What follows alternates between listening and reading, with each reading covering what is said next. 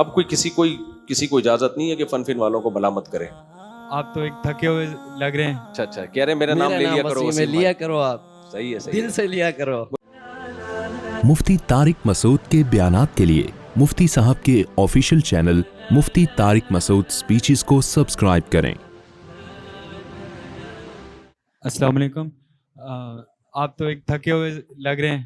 اور دوسرا سوال یہ کر رہا تھا کہ ہم اگر بازار جاتے ہیں اپنے کام سے تو کوئی کہہ دیتا کہ میرا یہ سامان لے آنا، تو اس میں ہم اپنا نفع رکھ سکتے ہیں؟ نہیں.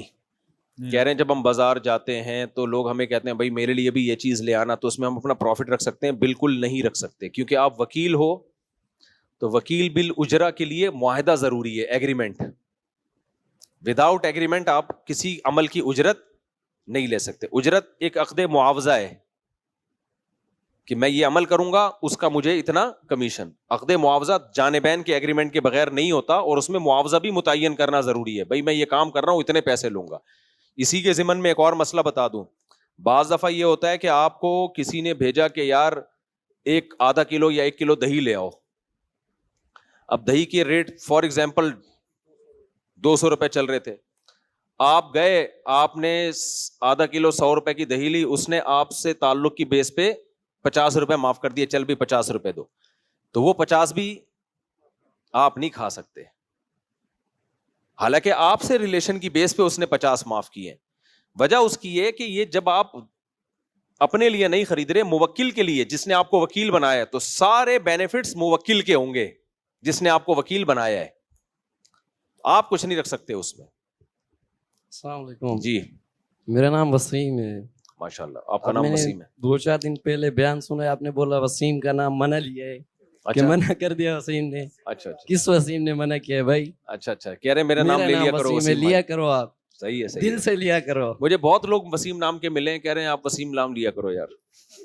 ایک وسیم کا فون آیا تھا کسی کو، اس نے کہا کہ مجھ صاحب کو بولا یار میرا نام نہ لے. تو میں وہ والے وسیم کا تھوڑی لے رہا ہوں، اور دوسرے والے وسیم کا لے رہا ہوں. السلام علیکم جناب. مفتی صاحب، میں اور میری فیملی کافی آپ کو فالو کرتی ہے، اور ریسنٹ جو ہے وہ ایک ویڈیو آپ پہ بنی کامیڈی کی. ریسنٹ ایک ویڈیو بنی تھی لاسٹ منتھ کامیڈی پہ، آپ کو اس پہ پریٹینڈ کیا گیا تھا علماء کرام کا اس طریقے سے جو انہوں نے دکھایا ویڈیوز میں، آپ کے فن والوں نے بنائی تھی. اچھا وہ فن والوں نے جو بنائی ایک تو آپ کے جامعۃ الرشید کے عبد الودود بھائی ہیں، انہوں نے ایک ویڈیو بنائی، میں نے اس پہ کمنٹ بھی کیا، اور انہوں نے یہ کلیم کیا تھا کہ آپ سے ان کا رابطہ ہوا ہے اور یہ اجازت کے بغیر نہیں بنی ہے.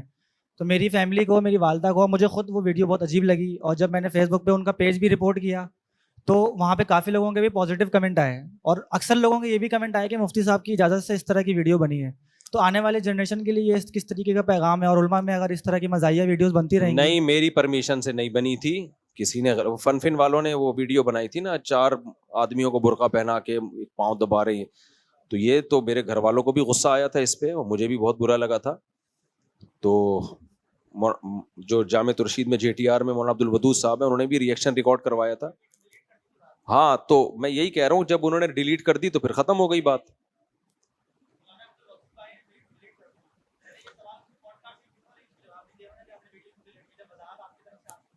میری طرف سے وضاحت یہ آ چکی ہے، یہ میں کر رہا ہوں کہ میری پرمیشن کے بغیر بنی ہے. وہ کوئی بھی آدمی نہیں چاہے گا کہ گھر کی چیزوں کو، چاہے وہ فیک اس میں ہی کیا جائے. میری ذات کی حد تک تو ٹھیک ہے، وہ میری بھی نقل اتارتے رہتے ہیں یوں کر کے، وہ ٹھیک ہے، وہ اتنا بھی وہ نہیں ہے، وہ چلو چلتا ہے وہ.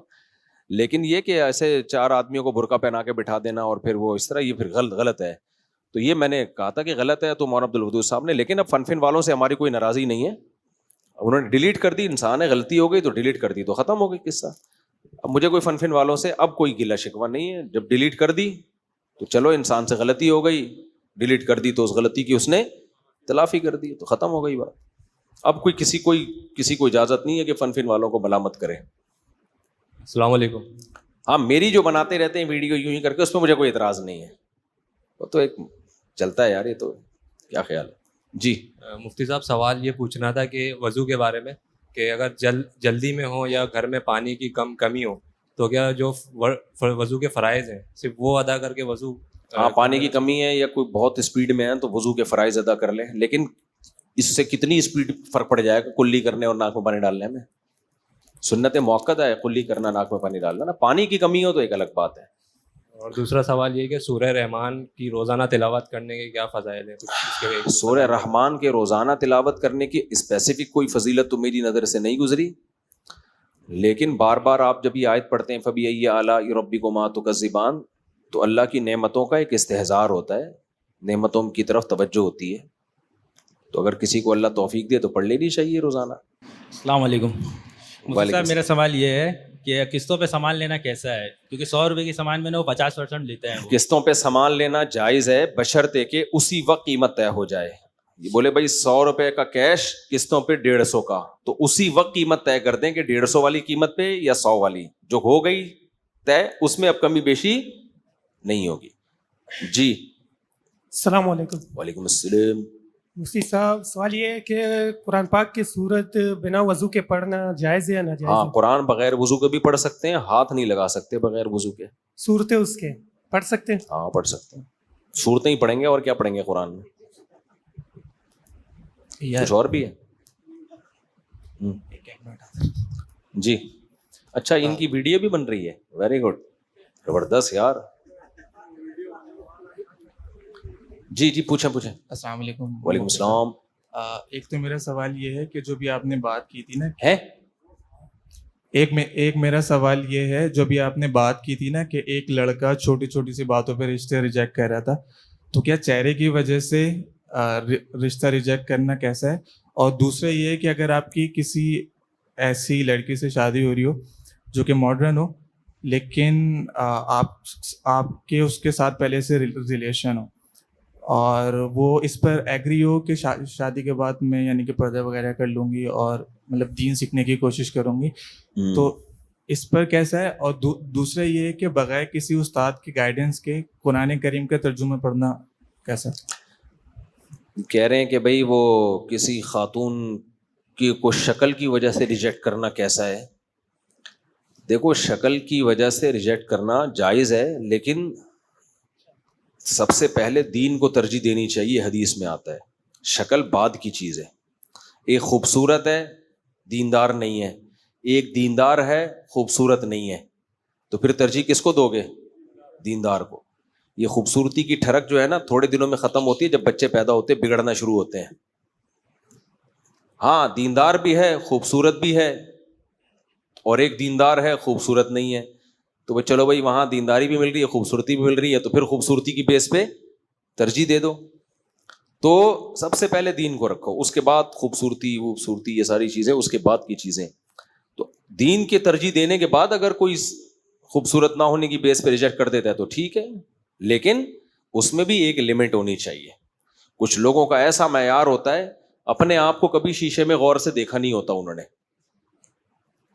ہمارے ایک جاننے والے تھے، ان کی شادی ہوئی، لڑکا تھا، تو اس کے احساس کمتری میں چلا گیا. جب دلہن کو دیکھا نا تو بار بار کہ میری بیوی تو خوبصورت نہیں ہے. تو ہمارے استاذ واقعہ سنا رہے تھے، کہتے ہیں اس کو میں نے کہا کہ تو نے کبھی اپنے آپ کو شیشے میں دیکھا ہے؟ کہہ رہے 100 دفعہ دیکھا. کہہ رہے آج اس نیت سے دیکھ کے میں خوبصورت ہوں یا نہیں ہوں. کہہ رہے جب دیکھا نا تو ذرا بھی اس میں حسن نہیں تھا. کہہ رہے جب اس نیت سے دیکھا نا بہت غور کیا کہ کسی حسن کچھ نظر آ جائے، تو نظر ہی نہیں آیا نا اپنے اندر. تو کہہ رہے اس کے بعد سے ٹھیک ٹھاک زندگی گزار رہا ہے. یعنی اس نے پھر یہ سوچا کہ اس ڈیزائن پہ یہ بھی کیا ہے، غنیمت ہے. تو اپنی حیثیت بھول جاتا ہے انسان، کبھی مالی حیثیت بھول جاتا ہے، کبھی جسمانی حیثیت بھول جاتا ہے. ہر ایک کو حسینہ چاہیے بھائی. ساری دنیا، وہ سارے مزے دنیا میں نہیں اللہ نے رکھے. ایک حد ہوتی ہے، ٹھیک ہے کسی حد تک اٹریکشن ہو تاکہ اس سے محبت بھی تو ہو نا. تو لیکن بہت زیادہ اس میں جانا اور بالکل ذرا رنگ بھی ایسا ہونا چاہیے اور ناک ایسی ہونی چاہیے، قد اتنا ہونا چاہیے اور یہ والی زبان ہونی چاہیے اس قوم کی. جو لوگ یہ کرتے ہیں پھر ان کو اس طرح کی مل جاتی ہے، لیکن ان کی حالت یہ ہوتی ہے کہ جب دانت تھے تو بادام کھانے کے پیسے نہیں تھے، اب جب بادام آئے ہیں تو منہ میں کھانے کے لیے دانت بچے نہیں. تو مل تو گئی حسینہ، لیکن خود اب اتنی عمر ہو گئی ہے کہ اب وہ بڑھاپے کی طرف جانا شروع ہو گئے. بچے بڑھاپے میں پیدا ہو رہے ہیں. تو ہر چیز کی ایک حد ہوتی ہے یار. مل جائے، اٹریکشن لگے تو بس اللہ کا نام لے کے کر لو.